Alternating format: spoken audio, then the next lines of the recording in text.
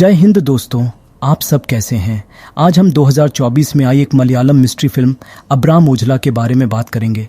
Film की शुरुआत में अब्राम ओझला नाम का एक शख्स दिखाया जाता है जो एक एसीपी है। वह अपनी पत्नी और बेटी के साथ छुट्टियां मनाने अपने फार्म हाउस आता है। जब वह अपनी बेटी से बात कर रहा होता है तभी अचानक ऑफिस से एक कॉल आता है। उसे बताया जाता है कि किसी का मर्डर हो गया है और उसे तुरंत वहां पहुंचकर इन्वेस्टिगेशन करनी होगी। ये सुनकर ओझला अपनी पत्नी और बेटी से कहता कि वो उसका इंतजार करे, आधे घंटे में वो वापस आ जाएगा। और जब वो अपनी कार में वहां से जा रहा होता है तो कंट्रोल रूम में कॉल करके पूछता है कि आखिर उसके फार्म हाउस का नंबर उन लोगों को कैसे पता चला।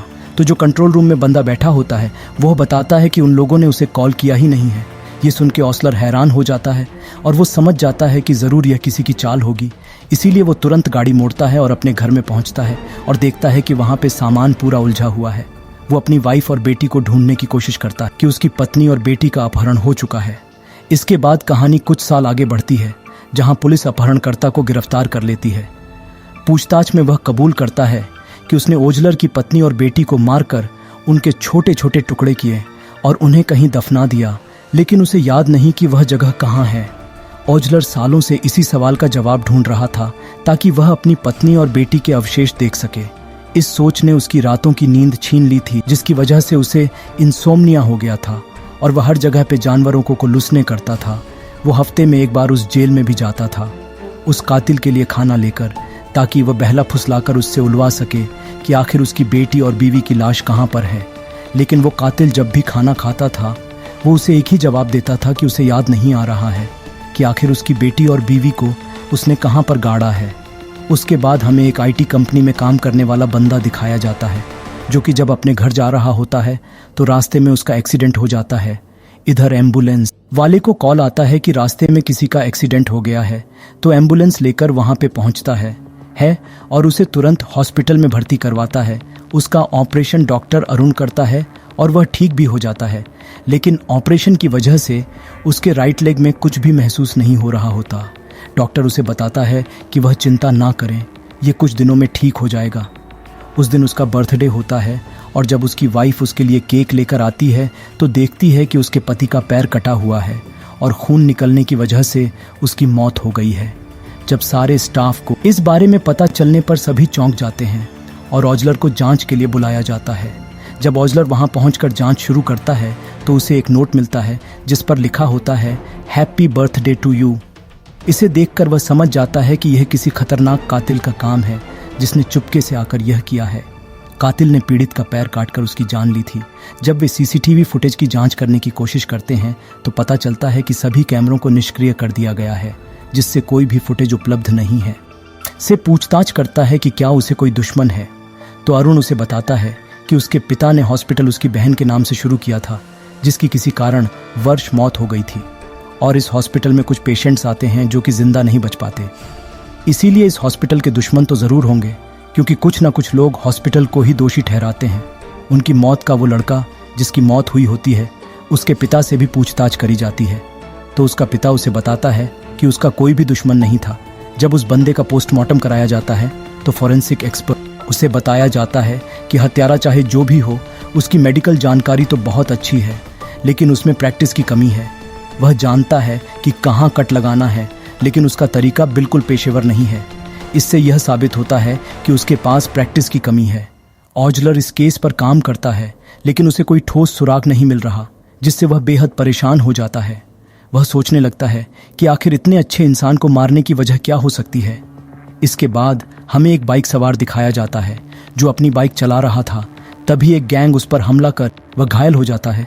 तभी एक व्यक्ति ट्रॉली लेकर आता है जिसने मास्क पहना होता है। वह उसे गाड़ी में बिठाकर अस्पताल ले जाता है, लेकिन अस्पताल के गेट पर छोड़कर भाग जाता है। उसे तुरंत अस्पताल में भर्ती किया जाता है जहां उसका इलाज शुरू होता है।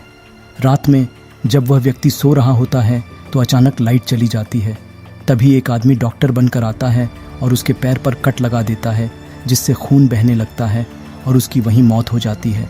अगले दिन जब ओझलर वहां पहुंचता है, उसे देखकर ओझलर समझ जाता है कि यह पूरा पैटर्न उसी खून का है और वहां एक नोट भी होता है जिस पर दूसरी पंक्ति लिखी होती है। इसे देखकर वह हैरान रह जाता है और सोचता है कि आखिर यह कातिल इस तरह क्यों मार रहा है। जब वे सीसीटीवी फुटेज चेक करते हैं तो उन्हें उस शख्स की बॉडी लैंग्वेज से समझ आता है कि यह काम दो लोगों का है जो मिलकर इसे अंजाम दे रहे हैं, क्योंकि नर्स ने बताया था कि जिसने उसे गाड़ी से उतारा वह कोई और था। ऑजलर इस केस की जांच शुरू करता है ताकि वह उस कातिल तक पहुंच सके। इसके बाद वह पीड़ित के माता पिता से पूछताछ करने जाता है और उसका पिता एक बहुत बड़ा पीकर था जिसे अपने बेटे की मौत से जरा भी गम नहीं था, जिसके पास वो मास्क वाला बंदा आता है जो कि उसे एक लड्डू खाने के लिए देता है, और जब वो उस लड्डू को खाता है तो अचानक से वह बेहोश हो जाता है। जब उसे हॉस्पिटल पहुंचाया जाता है तो डॉक्टर देखता है कि उसका शरीर पूरी तरह नम हो चुका है, इसीलिए वो उसका सिटी स्कैन करवाने लगते हैं। लेकिन तभी वहाँ पे वो मास्क पहनना डॉक्टर आ जाता है जो कि लाइट्स को ऑफ कर देता है, और जब सिटी स्कैन वाला बंदा बाहर जाता है तो अंदर आके उस बंदे का गला काट देता है, और वहाँ एक तीसरा नोट भी छोड़ दिया जाता है।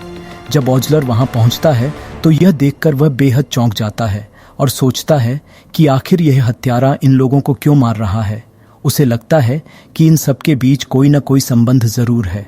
जब होटल के स्टाफ से पूछताछ की जाती है तो वे बताते हैं कि अक्सर एक व्यक्ति यहाँ आता था जो उन्हें घी सप्लाई करता था। वह हमेशा मास्क और टोपी पहने रहता था ताकि उसकी शक्ल कोई न देख सके। जब उससे पूछा गया कि वह भुगतान कैसे लेता था तो उन्होंने बताया कि पैसे सीधे उसके बैंक खाते में जमा किए जाते थे। जब वे उसके बैंक रिकॉर्ड्स की जांच कर रहे थे तो वे उस व्यक्ति के घर पहुंच गए जहां उन्हें पता चला कि जिस व्यक्ति का बैंक अकाउंट वे इस्तेमाल कर रहे थे वह कई साल पहले मर चुका था। यानी वे एक मृत व्यक्ति के अकाउंट का उपयोग कर रहे थे ताकि पुलिस उन्हें ढूंढ न सके। अगले दिन ऑजलर को फॉरेंसिक से कॉल आता है जब उसे बताया जाता है कि शव की पोस्टमार्टम रिपोर्ट आ गई है और उसमें ऐसे रासायनिक पदार्थ मिले हैं जो खा लेने से व्यक्ति बेहोश हो सकता है। ऑजलर यह देखकर समझ जाता है कि उसे निश्चित ही कुछ ऐसा खिलाया गया था जहां वह अचानक बेहोश हो गया था। ऑजलर तब उन सभी अक्षरों को जोड़ने की कोशिश करता है और जब वह इसे डिकोड करता है तो उसे पता चलता है कि ये लैटिन शब्द हैं। जब वह डॉक्टर से मदद मांगती है तो डॉक्टर उसे बताता है कि यह कोझिकोड मेडिकल कॉलेज है जहां ये शब्द लिखे गए हैं। वह गया और वहां उसने वही शब्द लिखे हुए पाए। वे 4 पंक्तियों में लिखे गए थे जिनमें से 3 पंक्तियों का अर्थ है 3 मौतें, और अभी तक चौथी मौत नहीं है। अब वह जांच में शामिल हो जाता है ताकि इसके बाद वह रेस्टोरेंट के मालिक के पिता के पास जाते हैं और उनसे पूछते हैं कि क्या उनका कोई दुश्मन था। वह बताते हैं कि यह उनका पारिवारिक व्यवसाय है और इतने बड़े व्यवसाय में दुश्मन होना स्वाभाविक है, लेकिन ऐसा कोई दुश्मन नहीं है जो जान लेने पर उतारू हो। फिर ऑजलर उस कमरे में एक मेडिकल किताब देखते हैं और पूछते हैं कि क्या यहाँ कोई मेडिसिन की पढ़ाई कर रहा है। इस पर उन्हें बताया जाता है कि उनकी एक भतीजी यहाँ, वह कुछ समय पहले यहाँ रह रही थी और मेडिकल की छात्रा थी। इसके बाद वह पूछते हैं कि क्या हाल ही में हुई अन्य मौतें आपस में जुड़ी हुई हैं। उसके पिता बताते हैं कि उन मृतकों में से कोई भी उसका दोस्त नहीं था। फिर ऑजलर को एक सुराग मिलता है जिसमें पता चलता है कि एक लॉरी चालक उस रात फ्लाईओवर से गुजर रहा था जब उस IT व्यक्ति का एक्सीडेंट हुआ था। वे उस लॉरी चालक को पूछताछ के लिए बुलाते हैं। वह व्यक्ति बताता है कि उसने हत्यारे को देखा था जिसने मास्क पहन रखा था। यह व्यक्ति एक यंत्र का उपयोग कर रहा था जैसे कि वह बोलने में असमर्थ हो। तभी एक अधिकारी ऑजलर को एक यंत्र दिखाते हैं और बताते हैं कि उनके पिता को कैंसर था, इसीलिए वह इस यंत्र का उपयोग करके उनसे बात किया करते थे। इससे उन्हें पता चलता है कि 2 हथियारों में से एक गूंगा है और वह बोलने के लिए इस यंत्र का सहारा लेता है। इसके बाद वे उस इलाके के उन सभी लोगों की सूची बनाते हैं जो इस यंत्र का उपयोग करते हैं। पाया जाता है कि इस प्रोफाइल में बहुत कम लोग फिट बैठते हैं। फिर वे उन सभी के घर जाकर पूछताछ करते हैं, लेकिन जब वह कृष्णदास के घर में पहुंचते हैं तो उन्हें पता चलता है कि वही वह कातिल है। उसकी माँ उन्हें बताती है कि कई दिनों से वह घर वापस नहीं आया है और वो उनसे कहती है कि कृष्णदास बहुत अच्छा गायक हुआ करता था, लेकिन उसके गले में एक थायराइड हो गया था जिसकी वजह से वह गा नहीं पा रहा था और 1989 में उसका ऑपरेशन हुआ था। लेकिन उस ऑपरेशन में कुछ गड़बड़ हो गई थी जिसकी वजह से उसने अपनी आवाज़ ही खो दी। फोटो मांगता है तो उसकी माँ उसे उसकी फ़ोटो दिखा देती है और इसी के साथ उन्हें एक कातिल तो मिल ही जाता है। लेकिन अब सवाल यह जानना ज़रूरी था कि दूसरा हत्यारा कौन है जो उसकी मदद कर रहा था। इसके बाद ओजलर सुराग खोजने की कोशिश करता है और उसे पता चलता है कि उसका ऑपरेशन उसी मेडिकल कॉलेज में हुआ था। जिन लोगों के बच्चे मारे गए थे उनके पिता भी उस समय वहाँ डॉक्टरी की पढ़ाई कर रहे थे। वह फ़ोन करके पूछता है कि क्या वे किसी कृष्णदास के बारे में जानते हैं, लेकिन सभी कहते हैं कि वे उसके बारे में कुछ भी नहीं जानते। अब ओजलर समझ गया था कि इस मामले का कृष्णदास से कोई न कोई संबंध ज़रूर है, इसलिए वह 1979 में कोच्चि मेडिकल कॉलेज में हुई घटनाओं की जांच शुरू करता है। ये लोग उस समय वहां मौजूद थे और उसी दौरान उनके बच्चों की बेरहमी से हत्या कर दी गई थी। फिर ओजलर वहां के एक पुराने छात्र से मिलता है और पूछता है कि इन लोगों के साथ क्या हुआ था। वह बताता है कि कॉलेज में 4 लोग साथ थे जिनके नाम थे सिल्वाराज, शिवकुमार, जावी और अलेक्जेंडर। शिवकुमार और सिल्वाराज वे हैं जिनके बेटों की मौत हुई है। तीसरे व्यक्ति के बेटे की मौत हुई थी, वह उस समय वहां का वार्ड बॉय था। अलेक्जेंडर बहुत अच्छा व्यक्ति था, लेकिन एक दुर्घटना के कारण वह कोमा में चला और जावी उसे थोड़ा अजीब ही लग रहा था ये सुनकर।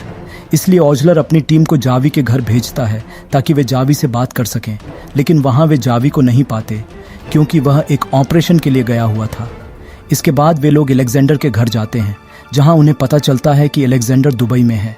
वे अलेक्जेंडर को कॉल करते हैं और अलेक्जेंडर कॉल रिसीव करता है और उन्हें बताता है कि वह वहां नहीं आ सकता क्योंकि वह बहुत डरा हुआ है, क्योंकि अगर वह वहां आएगा तो उसे मार दिया जाएगा। इसके बाद वह फ़ोन काट देता है और ओजलर ये सुनकर वह हैरान हो जाता है और सोचता है कि ऐसी कौन सी बात है जिससे वह अपनी मौत से इतना डरा हुआ है।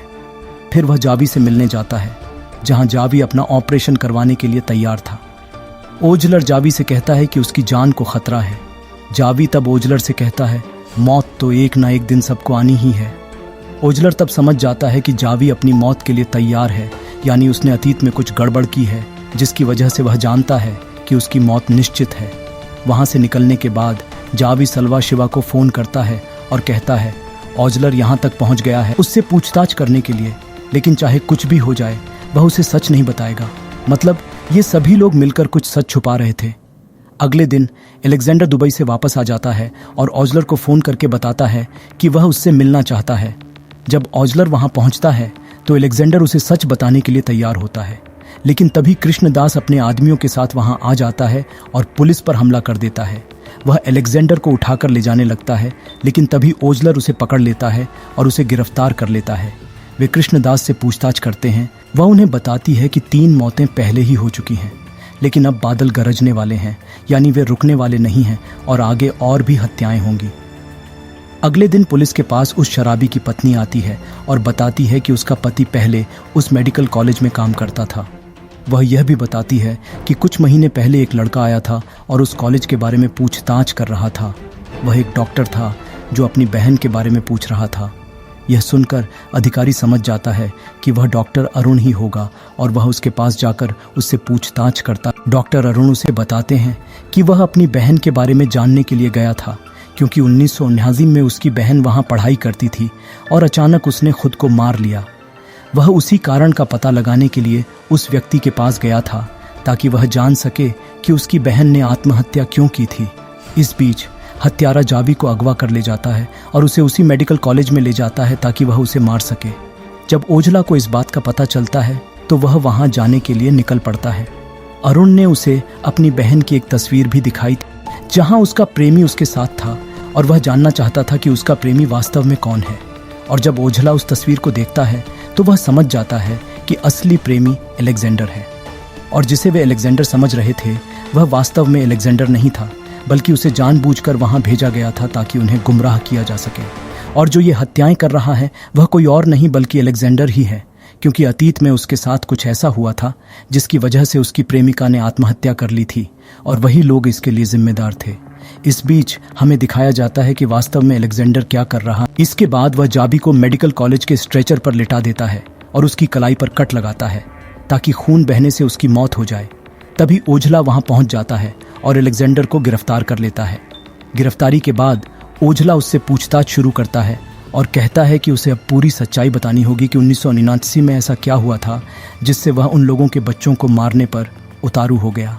अलेक्जेंडर बताता है कि 1979 में कृष्णदास एक बेहतरीन गायक था और वहीं मेडिकल की पढ़ाई कर रहा था, और उसके साथ शिव कुमार, सेल्वाराज और जावी भी पढ़ाई करते थे। जब नए छात्रों का एडमिशन हुआ तो उनमें सुरजी नाम की एक लड़की थी जो बहुत सुंदर थी और सभी लड़के उसके पीछे पागल थे। लेकिन सुरजी बहुत आत्मसम्मानी थी जो किसी का भी प्रस्ताव स्वीकार नहीं करती थी। जावी मरीजों के साथ बहुत बुरा व्यवहार करता था, इसलिए उसे केवल छोटे मोटे इलाज के लिए ही भेजा जाता था। हालांकि वह एक अच्छा डॉक्टर था जिसके कारण बड़े डॉक्टर उसे अपना सहायक बनाते थे। जब उसकी मुलाकात सूरजी से हुई तो वे दोनों एक दूसरे को पसंद करने लगे। कहानी वहीं से शुरू होती है, जब वे दोनों चुपचाप क्लासरूम में मिलते थे और उस खराब सिक्योरिटी गार्ड को पैसे देते थे ताकि वह रूम को बंद रखे और उन्हें कोई परेशान न कर सके। वह एक ब्रिलियंट छात्र था और उसके साथ सूरज भी था, जिसकी वजह से सेल्वा, जावी और शिव कुमार तीनों ही उससे बेहद ईर्ष्या करते थे। सेल्वा बहुत ज़्यादा नशे में रहता था, जिसकी वजह से उसे सस्पेंड भी कर दिया गया था और उसकी नाराज़गी और बढ़ गई थी। एक दिन वे तीनों उससे बदला लेने की योजना बनाते हैं और जब कृष्णदास वहां ऑपरेशन करवाने आता है तो वह जावी को अपना सहायक नियुक्त करता है, लेकिन जावी ने जानबूझकर उसकी गर्दन को गलत तरीके से काट दिया, जिसकी वजह से वह गूंगा हो गया और कुछ भी बोल नहीं सका। उसे अपने गाने के सपने को भूलना पड़ा। उस टीम में जो भी मौजूद थे उन्हें सभी को सस्पेंड कर दिया गया, लेकिन उनका बदला यहीं ख़त्म नहीं हुआ। एक दिन उन तीनों ने उसे किडनैप कर लिया, उसे सिरिंज देकर पैरालाइज कर दिया और फिर उसे अपनी गाड़ी में ले जाकर बैठाया। इसके बाद उन्होंने जानबूझकर गाड़ी को क्रैश कर दिया, जिससे उसका सिर एक खंभे से टकरा गया और वह कोमा में चला गया। जब सूरजी ने देखा कि क्योंकि उसका प्रेमी उससे दूर जा रहा था, वह इस सदमे को सहन नहीं कर पाई और उसने आत्महत्या कर ली। कुछ साल बाद वह धीरे धीरे ठीक होने लगी और उसकी माँ ने ही उसका ख्याल रखा था। कई साल बाद उसने एक टीवी शो देखा जिसमें उसने कृष्णदास को एक अतिथि के रूप में देखा। जब उसकी पुरानी वीडियो दिखाई गई तो उसे सब कुछ याद आ गया। वह कृष्णदास के पास गई ताकि वह उसके प्लान में शामिल हो सके और उन लोगों से बदला ले सके जिन्होंने उन दोनों के साथ बहुत अन्याय किया था। अब उन्होंने योजना बनाई और एक एक करके उनके बच्चों को मारना शुरू किया, लेकिन जावी अब भी जिंदा है, जिसे उन्होंने बचा लिया था।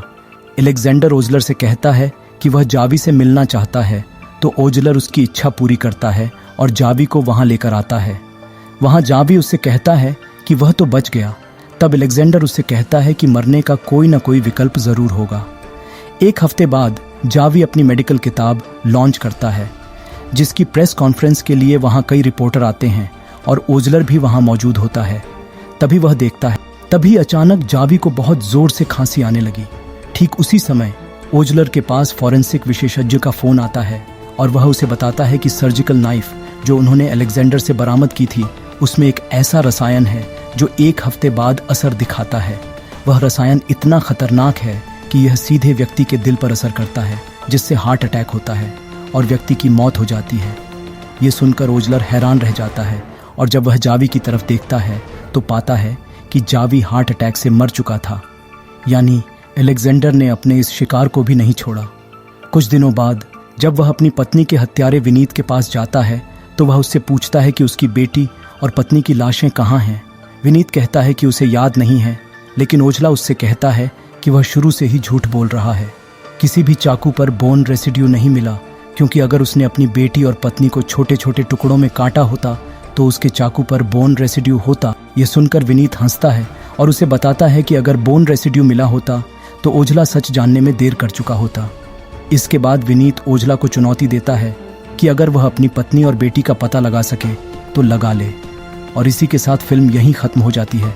तो दोस्तों, यही थी इस फिल्म की कहानी, जहां उस हत्यारे ने ओजला को चुनौती दी कि वह अपनी बेटी और बीवी को ढूंढ के दिखाए, और नेक्स्ट पार्ट में होगा कि वो अलेक्जेंडर का सहारा लेगा अपनी बेटी और बीवी को ढूंढने के लिए। दोस्तों, ये मूवी बहुत ही अच्छी तरह बनाई गई है और आप इसे डिज्नी प्लस हॉटस्टार पे देख सकते हैं। चैनल पे नए हैं तो इसे सब्सक्राइब करें और बेल आइकॉन दबाएं नोटिफिकेशंस के लिए। और दोस्तों, वीडियो को लाइक और शेयर करना बिल्कुल मत भूलिए।